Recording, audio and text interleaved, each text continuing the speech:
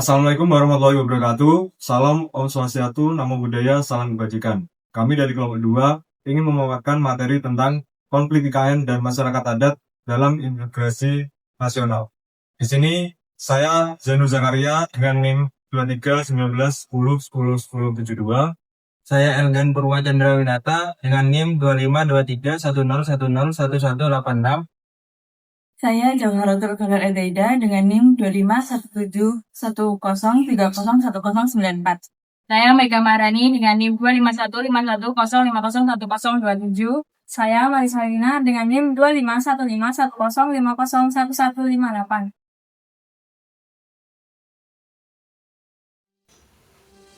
Secara umum, integrasi nasional berarti keadaan ketika masyarakat kita bersatu dalam keadilan, kesetaraan, dan penghormatan terhadap hak-hak setiap kelompok. Namun, dalam kasus pembangunan IKN, muncul isu penggusuran masyarakat adat di Kalimantan Timur, khususnya suku Bali dan suku Peser Maridan. Kondisi ini menunjukkan bahwa pembangunan tidak cukup hanya dilihat dari kemajuan fisik, tetapi juga dari sejauh mana negara melindungi hak masyarakat yang terdampak. Selanjutnya, kita akan melihat kapan, di mana, dan bagaimana kasus ini terjadi. Kasus ini terjadi di bulan April 2026 di wilayah suku adat Maridan, tepatnya di Kecamatan Sepaku, Kabupaten Pasir Utara, Kalimantan Timur, terutama di wilayah Maridan, Sepaku, dan Penanam. Wilayah ini merupakan wilayah terdampak langsung oleh pembangunan IKN. Kasus ini muncul melalui pematokan, penyempitan, dan klaim dari pemerintah tanpa persetujuan penuh dari masyarakat. Salah satu contohnya dialami oleh Bania, warga adat Pemaluan Sepaku. Ia melihat drone di atas kebunnya. Kemudian pada saat ia bekerja, tiba-tiba kebunnya dipatok tanpa persetujuan darinya. Kemudian ia bertanya. Jawabannya cuman bahwa penggusuran ini belum waktunya. Nah, hal ini membuat masyarakat semakin cemas karena penggusuran bisa terjadi kapan saja. Jadi, inti persoalannya bukan hanya soal pemindahan ibu kota, tetapi soal ruang hidup, tradisi, dan rasa aman masyarakat di tanah adat leluhur mereka.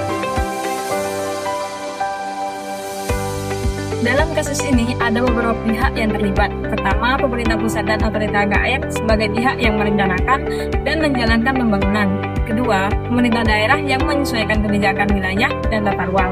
Ketiga, masyarakat adat suku Balik dan suku Pasir sebagai pihak yang terdampak langsung. Selain itu, ada juga warga lokal, investor atau pelaku pembangunan, lembaga adat dan aktivis, serta akademisi dan media yang ikut mengawal dan menyebarkan informasi kepada publik.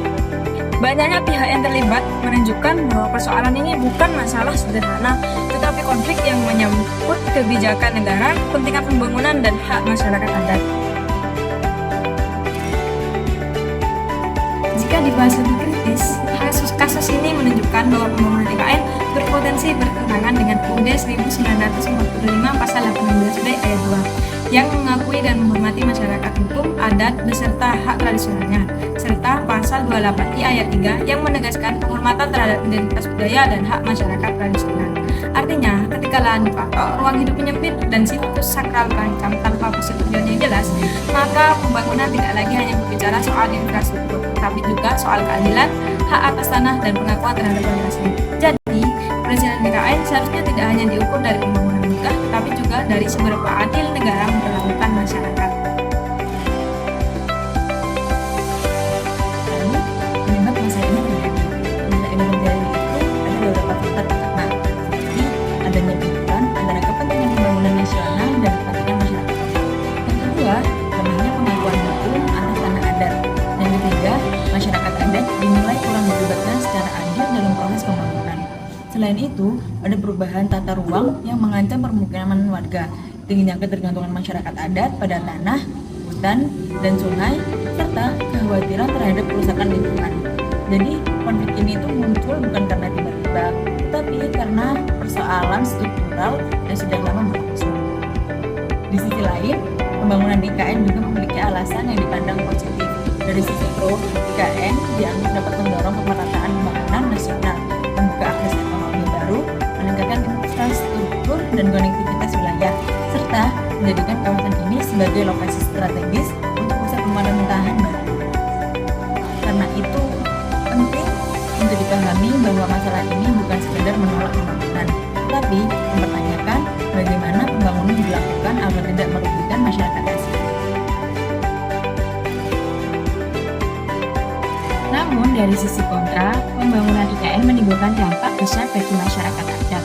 Wilayah adat, suku Bali dan Pasar Marindan terancam tergusur, sementara klaim dan pematokan lahan dinilai dilakukan tanpa persetujuan penuh masyarakat adat. Bukan hanya rumah atau kebun yang terancam, tetapi juga makam tua, situs ritual, dan ruang hidup yang menjadi bagian dari identitas budaya mereka.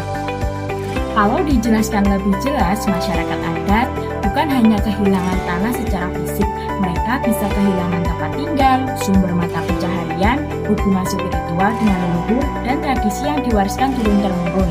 Bagi masyarakat adat, tanah bukan sekedar aset ekonomi, tetapi bagian dari sejarah kehidupan dan jati diri mereka.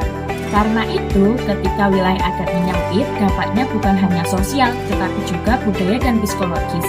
Mereka hidup dalam rasa takut, cemas, dan tidak pasti terhadap masa depan mereka sendiri. Kasus ini juga dapat dikaitkan dengan disintegrasi sosial budaya. Pembangunan yang tidak melibatkan masyarakat adat secara adil dapat memicu konflik, mengganggu keharmonisan sosial, dan mengancam keberadaan budaya. Hilangnya wilayah adat berarti hilangnya tradisi, nilai, identitas budaya masyarakat tersebut. Ini menunjukkan kurangnya keadilan sosial dalam pembangunan. Jika dibiarkan, kondisi seperti ini bisa melemahkan integrasi nasional karena masyarakat merasa tidak dilindungi dan tidak dianggap sebagai bagian penting dari bangsa.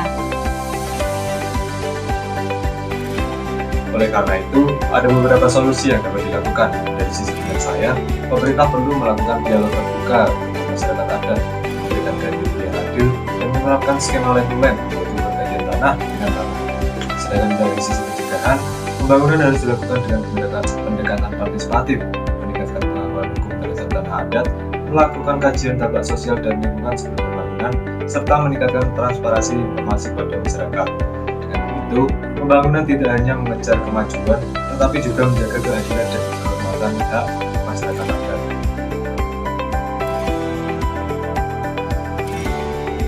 Sebagai penutup, kasus pembangunan IKN ini mengajarkan bahwa pembangunan nasional memang penting, tetapi tidak boleh mengorbankan hak masyarakat adat yang sudah lama hidup di wilayah tersebut. Kemajuan seharusnya tidak diukur dari infrastruktur yang dibangun, tapi juga dari keadilan yang dirasakan oleh seluruh masyarakat. Karena itu, pembangunan yang ideal adalah pembangunan yang maju, adil, partisipatif, dan tetap menghormati hak-hak masyarakat adat. Terima kasih. Kepada dari kelompok kami, kurang lebihnya mohon maaf. Terima kasih. Wassalamualaikum warahmatullahi wabarakatuh.